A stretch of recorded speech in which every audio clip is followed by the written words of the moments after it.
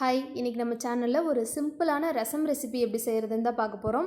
First அதுக்கு தேவையான பொருள் என்னென்ன அப்படின்னு நம்ம ஒரு டைம் பார்த்துக்கலாம். அதுக்கு நம்ம ரொம்ப கம்மியான இன்க்ரீடியன்ட்ஸ் தான் எடுத்துருக்குறோம்.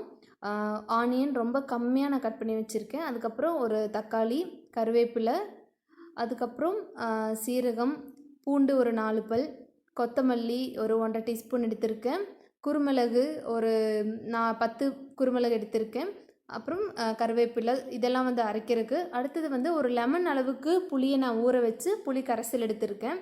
அதுதான் அந்த கப்பில் இருக்கிற புளி கரைசல். இப்போ அடுத்து நம்ம அந்த தனியாக வச்சுருந்த தக்காளியை வந்து இந்த புளிக்கரைசல் கூடவே நான் கரைச்சி எடுத்துக்கிட்டேன். இப்போது அந்த அரைக்கிற பொருள் எல்லாம் நம்ம அரைச்சிக்கலாம். கொத்தமல்லி, சீரகம், பூண்டு, கருவேப்பிலை, மிளகாய் காரத்துக்கு இதெல்லாம் போட்டு அரைச்சிக்கிறேன். இப்போ அரைச்ச பேஸ்ட் வந்து இப்படி தான் இருக்கும். இது வந்து பவுடராக இருக்காது, ஏன்னா அந்த பூண்டில் இருக்க ஈரப்பதத்தினால இது பவுடராக இருக்காது. இப்போது அடுப்பில் வந்து கடாயை வச்சுக்கிட்டு அதில் ஒரு 2 ஸ்பூன் ஆயில் நம்ம போட்டுக்கலாம். இப்போ ஆயில் காயட்டும். அந்த அரைக்கிறப்போ நான் ஒரு மிளகாய் போட்டேன். உங்களுக்கு காரத்துக்கு எவ்வளோ தேவையோ நீங்கள் கூட குறைச்சி மிளகாய் சேர்த்திக்கலாம். இதெல்லாம் வந்து அவங்கவுங்க டேஸ்ட்டும் காரத்தையும் பொறுத்து கொஞ்சம் இங்கே இந்த உப்பு காரம் இதெல்லாம் நீங்கள் கூட குறைச்சி போட்டுக்கோங்க. இப்போ எண்ணெய் காஞ்சிருச்சு. இதில் நான் ஒரு ஸ்பூன் கடுகு போட்டிருக்கேன். இப்போ இந்த கடுகு நல்லா பொரிஞ்சிக்கிட்டு இருக்கு. இப்போ இந்த கடுகு பொரிஞ்ச உடனே நம்மளோட ஆனியன் கொஞ்சமாக நான் போட்டிருக்கேன். இதில் மொத்தமாகவே ஒரு 2 டேபிள் ஸ்பூன் ஆனியன் தான் நான் போட்டிருக்கேன். அடுத்து கருவேப்பிலை போட்டிருக்கேன். இப்போது ஆனியன், கருவேப்பிலை, அந்த கடுகு இது எல்லாம் சேர்ந்து நல்லா அந்த ஆயிலில் வந்து இதாகிட்டுருக்கு.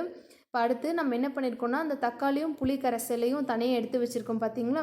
அதில் ரசம் உங்களுக்கு எந்தளவுக்கு குவான்டிட்டி வேணுமோ அந்தளவுக்கு கொஞ்சம் தண்ணியும் ஆட் பண்ணி நீங்கள் கடாயில் ஊற்றிக்கோங்க. இப்போ இந்த தண்ணி வந்து கொஞ்சம் சூடாகட்டும்.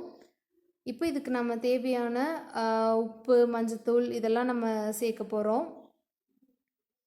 உப்பு வந்து உங்களுக்கு எவ்வளோ தேவையோ அந்தளவுக்கு தேவைக்கான அளவு நீங்கள் சேர்த்துக்கோங்க. நான் வந்து ஒரு 1.5 ஸ்பூன் நான் உப்பு சேர்த்துருக்கேன். இப்போ இது நல்லா அந்த ரா ஸ்மெல் இதெல்லாம் போகிற வரைக்கும் நல்லா கொதிக்கணும். அடுத்தது மஞ்சத்தூள் நான் 1 ஸ்பூன் போட்டிருக்கேன். மஞ்சத்தூள் வந்து டேஸ்ட்டு, கலரு இது எல்லாத்தையும் தாண்டியும் ரொம்ப ஹெல்த்தியான ஒன்று.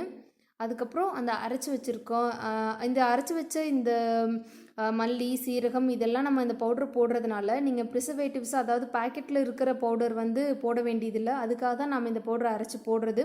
மேக்ஸிமம் முடிஞ்ச அளவுக்கு எல்லாமே நீங்கள் வீட்லேயே செஞ்சு போட ட்ரை பண்ணுங்கள். பேக்கெட்டில் இருக்க ரசம் பவுடர், சாம்பார் பொடி அதெல்லாம் நீங்கள் யூஸ் பண்ணாமல் இருக்கிறது வந்து ரொம்ப ஹெல்த்தியான ஒரு விஷயம். அடுத்தது இப்போது ரசம் நல்லா கொதிச்சிருச்சு. அவ்வளோதான், நம்மளோட சிம்பிளான இன்க்ரீடியன்ட்ஸ் வச்சு ஒரு சூப்பரான ரசம் ரெடி ஆயிடுச்சு.